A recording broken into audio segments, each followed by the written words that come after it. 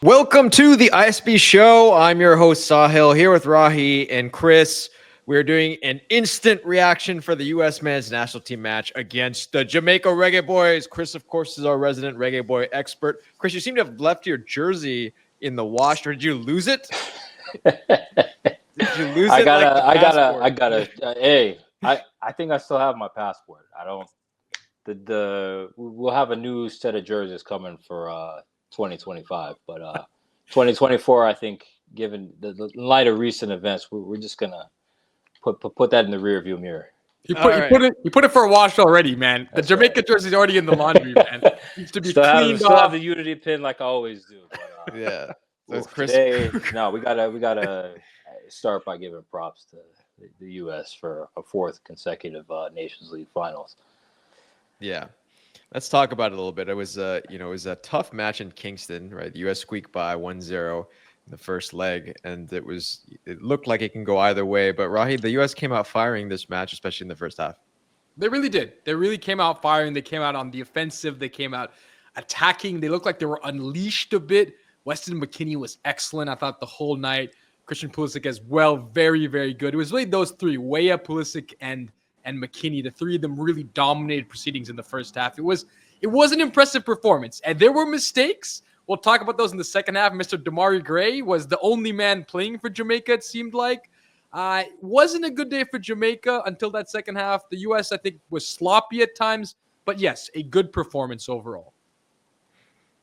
Yeah, Chris, so we'll get into the Reggae Boyz in a second, but from a U.S. perspective, obviously your other team is the U.S. What impressed you the most about the first half? For that? Yeah, I'm still waiting for the day when India's federation comes and plays a friendly against the U.S. So you all know how I feel. When is that going to happen? What's Modi going to set that up? I don't know. Well, we were hoping for the 2026 World Cup, but India's plans went very awry. But yeah, go ahead. Yeah. No, I mean, look, they are world-class players. They have World Cup experience. They look like a team that has played together for several years now. And I think that's just a big difference between them and what the Reggae Boyz look like. They had another change as far as the starting 11, very defensive on the back foot, another 5-4-1 setup. I think giving maybe just, I don't want to say too much respect, but the way they played in the second half, that's how you have to go out and attack this U.S. team. Yeah. You cannot be starting off the game on the back foot like that because, there's just too much skill and talent up front with the U.S. that they can punish you with if you're walking into a game like that where you needed to be on the front foot because you were trailing an away goal. Yeah. Right. What did you think the U.S. did well that allowed that to happen? Well, I thought they were given a lot of space, to Chris's point. They were given a lot of space, and that allowed time for Christian Pulisic to step into those areas, right, and create danger, pick out Weston McKennie. Weston McKennie was given time to pick his head up, look around. Who can I play the ball to, right? Then Pulisic making that run. And all across the field, I thought they gave way too much room, the Jamaicans did, to these attacking players of the U.S. who are very dangerous when given that space. And so, yes, what the U.S. did well is when they had those moments, when they had the space, they took it, right? You saw McKennie very direct, Weah very direct, Pulisic very direct, right? Even Pepe was getting in there as well. But they were always going forward, which is something we haven't seen in the past at times with Greg Berhalter, or sometimes they were playing it around. This team went forward. But yes, they were afforded space and time to do that, but I'm impressed with the initiative. Yeah, so how much do we think this is the Pochettino ball now starting to come into effect? We call it Pochettino ball, but really it's like the first tactics of Mauricio Pochettino because you saw a lot of freedom to roam from some of the players, right? Even Anthony Robinson, left back, is allowed to come centrally and do that. He's already shown what he gives Musa the space on the wing to operate. In this match, Christian Pulisic and Weston McKennie had freedom to roam. So is this the Pochettino effect? It could be. It's too early to tell. It could very well be, right? They're playing with more intensity. Musa's the perfect example, right? A player who was given freedom to roam today as well. And you saw the difference of the way he was playing towards the end of the game. A couple of times he's taking a shot. He was angry. He was trying to score. That's a different thing that we haven't seen from Yunus Musa in the past. So I'm seeing some moments from individuals where the intensity's been ratcheted up. Maybe it's just the new manager just having a new manager. So it's too early to say whether it's Pochettino himself. But yes, there are good signs from an attitude perspective. The mistakes we'll talk about in a second, those mistakes are still there and they're glaring. Yeah, I agree with the new coach. They seem to be trying to implement his style of being more open, but I would agree and really stress the point. We are going to have to see it against some of the better teams in CONCACAF. I think maybe Canada is only the real one right now that's playing well enough to give you that test. And then the opportunity that it doesn't look like they're going to have until the World Cup is, what does it look like against real top flight competition?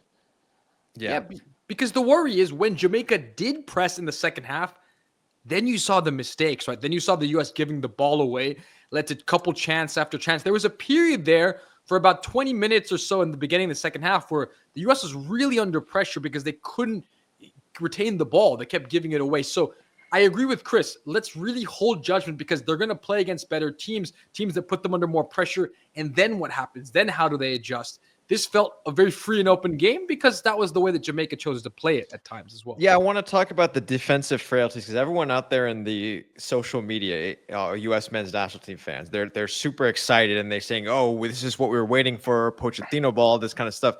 We allowed 2 goals though, and Demarai Gray had a very easy time with both of those goals. And Cephas, Chris, I want you to kind of talk about that. He was causing havoc. It's like, you know, he looked like Cristiano Ronaldo out there, basically, the way that we were defending him. Well, look, that's the benefit of having Ronaldo Cephas, and why a lot of Reggae Boyz fans want to see him on the field more often. Because I think if you clock, you know, if it's his 40 time that you have in the NFL or his 100-meter time, he's going to be up there among some of the fastest players in CONCACAF. The issue that occurs with him sometimes, though, is just he can have a bit of tunnel vision and he doesn't necessarily make the final pass that he needs to. But look, it's that old saying that is universal across any sport: speed kills. And when Cephas is in the open field with the ball, yeah, he can make any defender look foolish because they're automatically going to be on the back foot with the pace that he brings to the game. Yeah, I mean, Joe Scally, he cuts inside, and, you know, that's a cut inside. And, you know, Matt Turner, of course, makes the same save, but he can only parry it to Demarai Gray, and he puts it in. And all of a sudden, it's a 4-2 game. Yeah, but don't forget that these are very good players. Cephas is a very good player. Demarai Gray is a world-class player as well, right? So this is not as if Jamaica doesn't have that talent. They have just less of those players in the U.S. at the moment, right? That's the difference. But, you know, there's in some ways, Demarai Gray scoring is, I mean, he does that, right? He does that as, you know, in his day job. He's a very, very good player. Well, I will note that he has not been doing that lately. If I'm not mistaken, those might be the first 2 goals that he's had in 2024. I don't know that he's had, or at least the second half of 2024, because he came in a man on fire when he started with the Gold Cup last year in 2023 and had a real nasty spill last May where he separated his shoulder. I think may have picked up a concussion too. He hadn't looked right since. And in that first game when McLaren had him take the penalty, I didn't necessarily agree with it. Maybe trying to get a player who was, you know, in a slump out of it. But glad to see him get the brace tonight. If there's one positive you can take away from the Reggae Boyz, it's maybe with Bailey coming back in, he has a little more space to operate. More attention is taken away from him defensively, and seeing the ball go through the back of the net, maybe that psychologically can help him going into next year. You know the other difference between these 2 teams? The big difference? What was the difference? It's that, you know, I think like Weston McKennie, Christian Pulisic, like they keep their passports in a drawer, they lock them up, and then when they have to travel, you know, they know where their passports are. They open the drawer, put them in their bag, ready to go, you know. But Mikel Antonio doesn't have that passport drawer, huh? Apparently, I'm not sure. I don't know what's going on, and I thought he had 2 passports. Did you not have the English one or the Jamaican one? I'm not sure what's going on. For the viewers out there, field stuff, honestly, though. No, but for the viewers out there, let's tell them, Chris, what exactly happened. Like, because for those who don't know, this was one of the most bizarre stories in football I've heard in a long time. This is a very typical sort of JFF type story. I'm not going to point any fingers or say who's to blame. I think some more investigation and fact finding needs to be done. But these are the sort of things that you would hear about all the time. Players come in to a country, and on arrival, there's an issue with the visa. They have to be held up through immigration. When they're coming into Jamaica, sometimes they didn't have, you know, maybe a designated officer from customs to kind of expedite things. The passport processing system with PICA in general can be sort of a Pandora's box of what's going on, right? There's some players that their documents may still be pending. I don't know what's going on with that. But So the story is Mikel Antonio and Kahim Dixon both lost their passport, right? That's the official story. Lost, stolen. I'm hearing different things, so I really don't know. Well, Steve McLaren, look, they've come with different excuses in the past, the Federation, but this was the worst one. Steve McLaren said they lost their passports, and it was too soon for them to get the visa because they lost it 2 days ago. To me, it makes no sense, and I really look. We don't know what happened. I can't imagine this is true, Chris. It doesn't sound like. I don't know, but again, this is some of the sort of just like off the fields disorganization stuff, the lack of professionalism stuff that caused Bailey to be out of the team on the sabbatical for a year. This sort of thing absolutely has to be cleaned up, because if it isn't, even when you're not playing against the top flight of CONCACAF to qualify, this is the sort of stuff that's going to sabotage you and prevent you from being able to get back to the World Cup. I mean, this sort of thing cannot happen. Yeah. And we thought we were past this. I don't know. I would agree. All right, let's talk about quickly what's next for both teams. Let's start with the U.S. What do you guys think for the U.S.? We talked about Pochettino ball a little bit, but what's next for the U.S.? Yeah, there has to be now. We'll see. He's gonna have more time. There's a lot that needs to be cleaned up. So he's brought in Pochettino for the U.S. has brought a new attitude. It seems like there's some intensity. It seems like when the first team is there, when the starters are there, they're a team that now has figured some things out. They're playing with more intensity. You saw when the subs come in, there's a huge drop-off. So Pochettino, I think, has two big jobs. One is to find depth in this team. So many injuries over the past couple of years. Even now, multiple players out. That's the story with this team. But the second line isn't very good. Needs to find more players. Needs to build the player pool. And the second thing is to clean up the mistakes. The giveaways are still a thing that's plagued this team. And he's going to have time now. He's going to have some time. And I want to see a team that has a more collective understanding. Not just intensity, but a way of playing, a structure that makes it difficult for opponents to score, not just allows you to score. Those are the two big things for me. Okay. And Chris, Reggae Boyz, what do they need to do next besides finding their passports?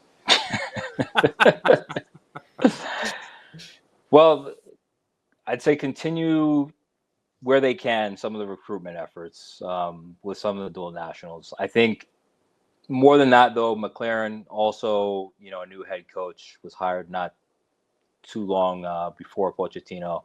I think he will also have the chance this spring before the next two World Cup qualifiers in June to get a better understanding of what's going on inside Jamaica with the local talent.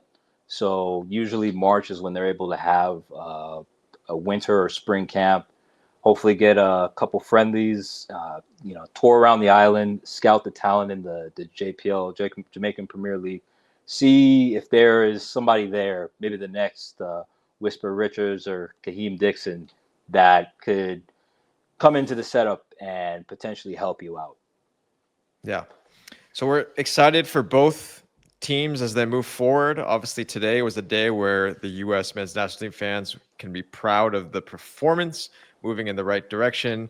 And I think the Jamaica Reggae Boyz would probably have liked this particular window, could have gone a little bit better for them. But there were still some bright spots in there. I'd say Sifas was one of them. And of course, Demarai Gray getting some goals in there. That's always a good thing. Who wants to take it away? Today, I guess one of the U.S. people should do it. So, Rahi, you want to take it away? Well, I'll send it to Chris because he's wearing his U.S. jersey. He's the Jamaican guy, but wearing his U.S. jersey. But I will say for Jamaican fans, these aren't the games that matter, right? This was not a good result, but it's the World Cup qualifiers. That's what matters, right? And that's the most important for this team right now. So it's okay to let this window go. But I'll turn over to Chris because Jamaican, but now American. He's both. But today he's supporting the U.S. because the U.S. was impressive. So I think it's his turn to talk. All right, everyone out there, for those watching these videos and enjoying these, please subscribe to the channel. Chris, take us away. Well, congrats again to the U.S. for successful Nations League campaign thus far. And for the Reggae Boyz, hoping to turn the page and do bigger and better things in 2025.